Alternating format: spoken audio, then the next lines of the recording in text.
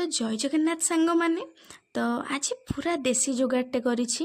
तो भाई आमर जड़े खईचर किसी करांडी माछ धरी तो भाविली गोटे भिडटे मोर दर्शक मानक करदेवी। तो प्रायतः देसी माछटा समस्त को पसंद आ तार चाहिदा मध्य बहुत अधिका। तो गाँव रे तो जहाँ हो कम सम टंकार मिल जाउछि, किंतु टाउन रे तो दर दाम रे पुणी देसी आइटम्स उपर बाप रे बाप पूरा आकाश छुआ। से जहाँ भी हेउ माँ मोर एठी करांडी माछ को भलरे सफा कर देइछंती। ताकू भलरे पानी रे भलरे धोई नेछे। तो धोई नेबा परे सेथिरे लुण हळदी गोळेई रखिदेबा। तो करेई रे तेल गरम करि नेबा। तेल पूरा टकमक होई फुटी आसले माछ तक देइदबा।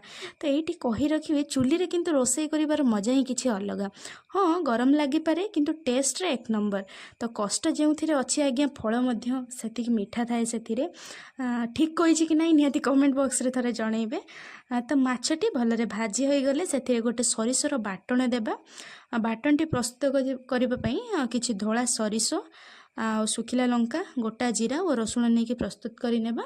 से बाटण को देई भाजी नेबा। तो एटी प्रस्तुत थिला चुना माछ भजा।